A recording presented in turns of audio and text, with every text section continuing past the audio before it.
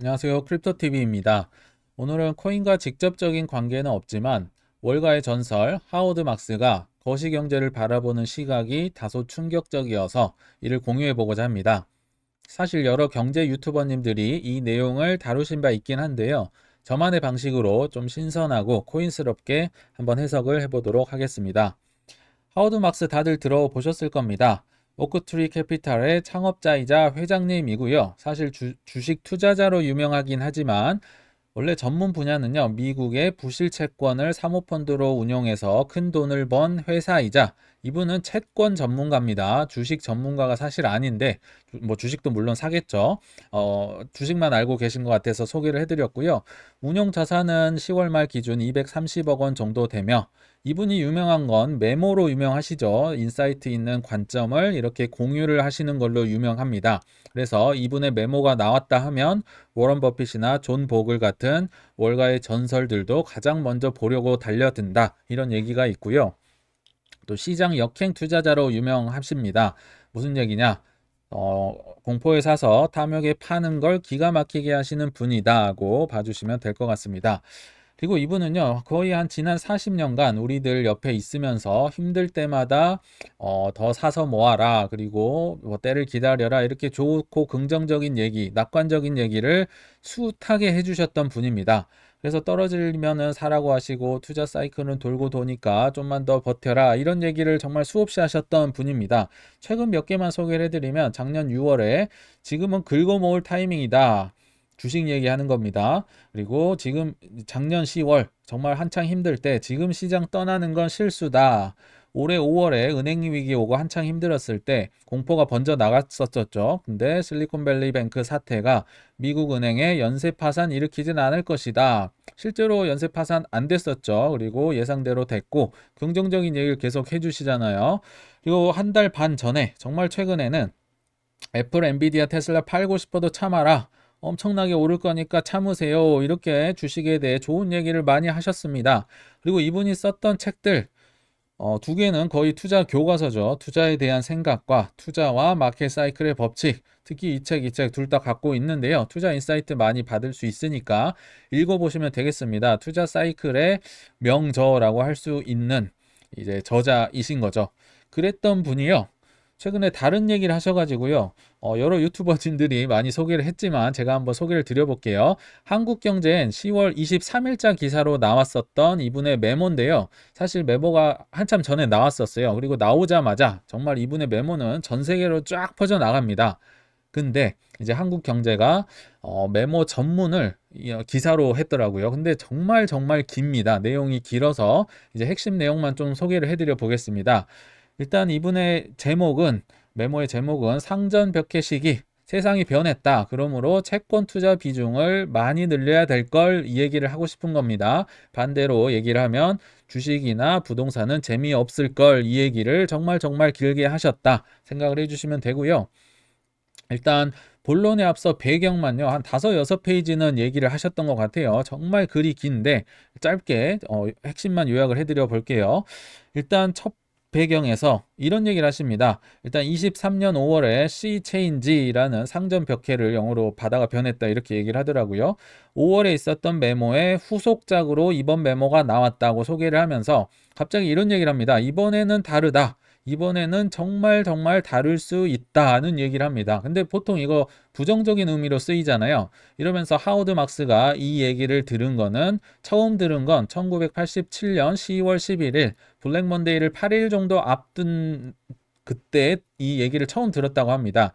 뉴욕타임스 기사에서 이제 존 템플턴 경이 유명 투자자였죠. 이분이 하셨던 이제 내용의 인터뷰가 실리면서 이런 얘기를 들었다고 하는데요. 블랙 먼데이 8일 전이니까 주식시장이 얼마나 뜨겁고 타올랐었겠어요. 그러니까 사람들이 이번엔 다르다 하면서 가지야를 외치고 있는 그때 이제 존 템플턴 경이 조심해라 이런 얘기를 하는 거죠. 왜냐? 이번엔 다르단 말은요.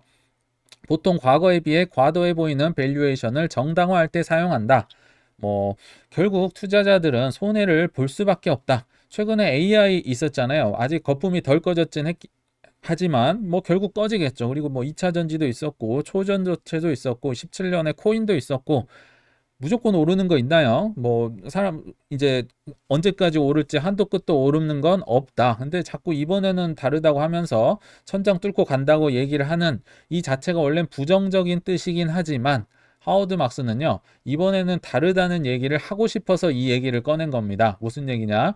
이번에는 장기적일 수 있는 투자 환경의 변화를 목격할 수 있다. 쉽게 말하면 투자 환경 완전히 바꾸니까 포트폴리오 바꿔야 된다는 얘기입니다. 주식, 부동산 사면 안 된다는 얘기를 하려고 지금 계속 전제를 깔고 있는 거예요. 그러면서 두 번째 배경, 갑자기 퀴즈를 던지시더라고요. 질문을 하시는데, 지난 수십 년간 금융계에 있었던 가장 중요한 사건은 무엇일까? 그러면 사람들은 이런 얘기를 한다는 겁니다. 리먼 브라더스 파산했던 뭐 그 글로벌 금융위기, 혹은 닷컴 버블, 뭐 팬데믹 사태, 우리로 하면 IMF 사태가 있겠지만 뭐 서양 입장에서 그렇게 중요했던 것 같진 않아요. 그러나 하워드 막스가 주장하는 정답은요, 1980년부터 2020년까지 금리가 2000bp 20% 하락했던 사건이 가장 중요하다. 이 답을 맞춘 사람은 한 번도 못 봤다는 얘기를 하는 겁니다. 그러면 왜 이렇게 중요한데 지난 40년간 금리 인하 됐던 사건을 다들 간과를 하는가?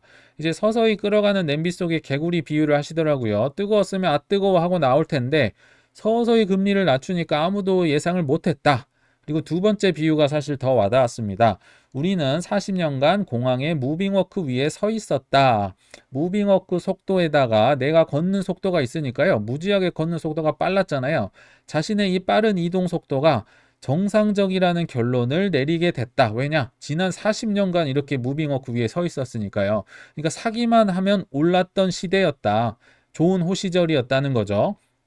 우리 한국 한 60대 넘는 어르신들 흔히 하는 말이 있습니다. 땅은 배신하지 않는다. 한국인의 부동산 사란 어마무시하잖아요. 왜냐? 그들이 태어나서 투자했던 순간마다 40년간 오르기만 했었는데 오히려 떨어지는 게 비정상이라고 아까 보셨죠. 뭐 서브프라임, 뭐 금융위기, 뭐 IMF 이런 것만 기억이 나는데 그때가 특별하니까요.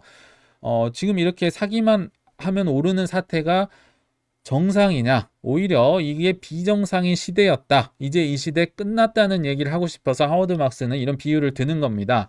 마지막으로 왜 이런 금리 인하 사건을 간과하는가? 극도로 짧은 금융 기억력을 존 케네스 갤브리이스라는 이제 뭐 교수님이자 경제학자가 얘기를 하셨다고 하면서 얘기를 합니다. 현대 투자자의 절대 다수는 하락하고 있거나 초저금리만 경험을 한 세대라고 얘기를 합니다. 뭐 무빙워크에 있었다는 말과 동일한 거죠.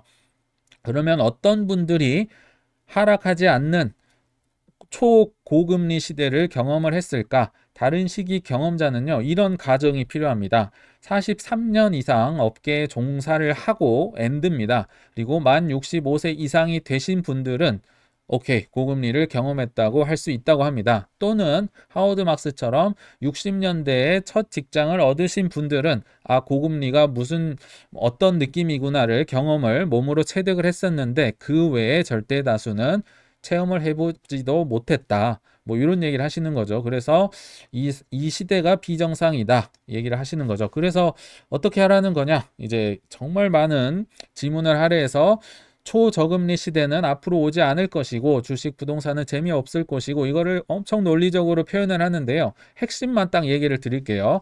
상점 벽해가 왔기 때문에 자산을 재배분해야 된다 하면서 이제 강렬했던 발언이 있습니다. 작년 12월에 한 비영리 법인의 투자위원회 회의에서 했던 조언이라고 합니다. 하워드 막스가 했는데요. 충격적입니다. 한번 들어보시면 대형주, 소형주, 가치주, 성장주, 미국 주식, 해외 주식 다 파세요. 그리고 사모펀드, 상장주, 부동산, 헤지펀드, 벤처투자금 다 처분하세요. 전부 다 파시고요. 그 돈을 9%대 하이일드 회사채에 투자하십시오. 물론 이분의 아까 말씀드렸죠. 채권이 전문 분야여서 특히 하이일드 회사채가 전문 분야입니다. 하이일드가 뭐냐면요. 고위험 회사채.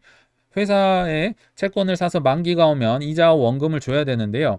망할 수 있는 회사에게는 고금리를 좀 더 줘야겠죠. 그래서 고위험 회사채, 이분의 전공이니까 이렇게 얘기를 하셨겠지만 이것보다 더 충격적인 건 주식 다 팔고 부동산 다 팔라는 겁니다. 왜냐? 향후 10년간 재미없을 거니까 초저금리, 적어도 한 향후 10년간은 오지 않을 것이다. 이분이 주장하는 건 그게 핵심입니다. 놀라운 발언이 아닌가 싶습니다. 주식의 대가이자 월가의 전설이 이런 얘기를 이례적으로 하니까, 참고로 이분은요, 매크로 분석, 뭐 환경 분석, 뭐 예측 이런 거 극도로 싫어하시는 분입니다. 왜냐? 이분이 썼던 책이 사이클의 법칙이에요.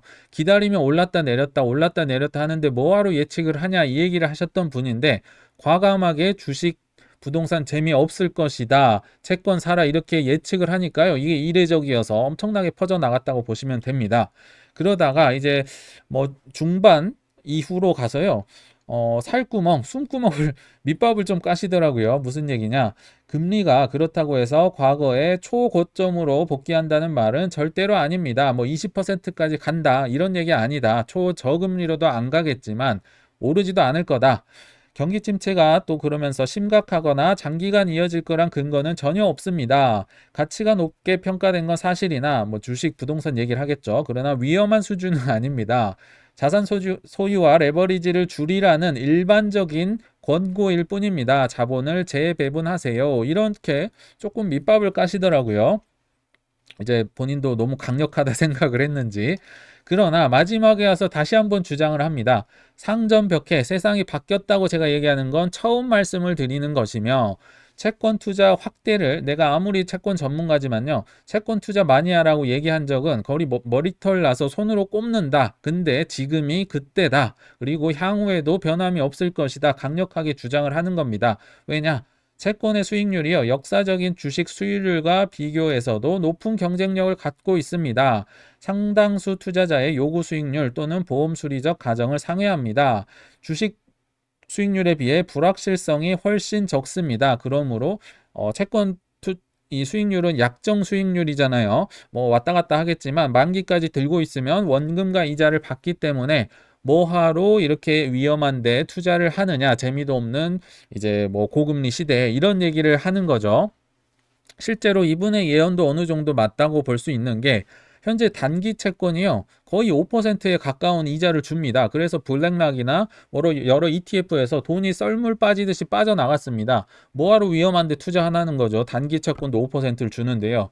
그래서 뭐 일부 뭐 맞다고도 생각이 들고요. 아무튼 이분의 하워드 막스의 결론은, 제 논리에 중대한 허점이 존재하지 않는 한 자본에서 채권 비중을 큰 폭으로 재배분해야 하는 이유를 엄청 길게 충분히 제시했다고 저는 생각을 합니다.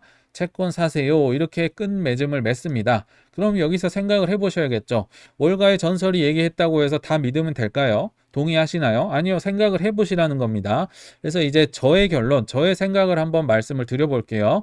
저는요, 월가 전설의 할아버지의 말씀이라 하더라도 취할 것만 취하자. 무슨 얘기냐? 일단 동의하는 부분은 있습니다. 저도요, 과거같이 초저금리 시대는 오지 않을 것이다, 이때가 비정상이라는 거는 굉장히 동의를 합니다. 원래요, 2015년 이전까지는 서프라임이 2008년에 위기가 왔었잖아요. 그래서 15년 정도까지는 이제 위기를 낮춰야 되니까 뭐 저금리를 유지하는 게 옳다, 이렇게 생각을 하는데요. 그 이후에는 올렸어야 됐어요. 이제 하워드 막스도 그렇게 주장을 합니다. 15년 이후에는 고금리로 갔어야 되는데요, 올리려고 페드나 뭐 정부에서 얘기를 하니까 투자자들이 싫어요 하는 거죠. 그래? 그러면 안 올릴게. 20년까지 그래서 올려버리지 않은 겁니다. 결론적으로 2008년부터 2020년까지 13년이나 이제 저금리를 한 건 크나큰 실수다. 저도 여기엔 동의를 합니다. 그래서 뭐 향후에 뭐 0%, 1%, 뭐 마이너스 금리도 있었잖아요. 정말 역사적인 초저금리였다는 생각이 들고요. 이제 반대하는 부분, 동의하지 않는 부분은요, 하워드 막스는 미국 해외 주식, 부동산 전부 팔고 채권 사세요 했었잖아요. 이게 막스의 전공이어서 그런 것 같기도 한데요. 비동의합니다. 왜냐? 인간의 탐욕을 너무 무시한 발언이 아닌가 생각이 들더라고요. 왜냐면요, 고금리에도 탐욕은 존재합니다. 그러면 어떤 현상이 발생하느냐? 쏠림 현상이 심해지면서 이제 특정 자산, 특정 물건에만 이제 엄청나게 오르고 별거 아닌 물건은 가격이 재미없고, 이 현상이 앞으로 감으로써 변별력 있는 투자, 그러니까 투자가 어려워진다는 얘기를 드리고 싶어요. 하나 예를 들어볼까요? 최근에 고금리였잖아요. 지금도 고금리고요. 그러나 부동산이 올해 초 크게 떨어졌다가 어떤 쪽 위주로 반등이 왔나요? 수도권, 역세권, 신축, 아파트 위주로 반등이 왔었잖아요. 지방에 사는 분들은 이게 뭔 소리요 할 수도 있겠지만, 정말 강남을 뭐 한 번에 가는 역세권의 신축이라던가 이런 곳은요, 전 고점을 거의 회복을 다 해버렸습니다. 뭐 동탄도 그렇고, 뭐 강남 가는 웬만한 곳들 다 이렇게 올랐거든요. 이게 해석이 안 된다는 거죠. 하우드 막스대로 주장을 한다면요. 또한 주식 더하면 더했지. 왜냐면요, 팡 주식 있잖아요. 뭐 페이스북, 애플, 아마존 요런 곳 위주로만 크게 올랐었죠. 다른 것들은 많이 오르지도 않았는데요. 최근에 매그니피센트 세븐이라고 해서 하워드 막스도 이런 단어를 쓰던데요. 테슬라, 뭐 마이크로소프트, 구글, 아마존, 메타, 애플, 엔비디아를 두고 이렇게 매그니피센트 세븐이라고 하는데, 요런 주식만 어마무시하게 오르니까요. 이분들이 다 나스닥에 있는 주식들이거든요. 근데 얘네들만 올랐는데 나스닥 지수 전체가 올라버리는 거죠. 사실 수백 개의 종목들이 죽을 쓰고 있는데 하나도 재미가 없고 오히려 최저점을 기록한 해 만에 뭐 디즈니나 나이키나 이런 주식 많잖아요. 근데 얘네들만 오르니까 나스닥이 오른다. 그래서 나스닥에 있는 이 친구들의 비중을 낮추려고 올해 7월 달에 뭐 재배분했다는 말도 제가 들었던 것 같은데요. 이런 쏠림 현상이 심해진다는 거죠. 가면 갈수록 더해진다. 왜냐? 고금리 현상이니까, 돈이 귀중하니까, 대출이 잘 안 되니까요. 코인은 어떻냐? 예전 같으면 비트코인 오르면 기나 고동이나 다 싸그리 올랐었잖아요. 앞으로는 그럴 확률이 점점 떨어질 거다. 물론 비트랑 이도 정도는 같은 방향으로 갈 거라 생각이 드는데요. 이제 아무리 메이저 코인이라 하더라도 실적 보여준 게 없다거나 활용도가 없으면요, 비트 막 폭발할 때 가만히 있거나 뭐 떨어질 수도 있다. 뒤로 갈수록 부익부 빈익빈이 심해질 수 있다. 고금리 우리 지금 상황에서도 다 확인하셨던 것들이죠. 그리고 이분은 이제 막스는 채권이 전공이기 때문에 채권 사세요라고 했지만, 저는 코인 얘기 한 번만 해볼게요.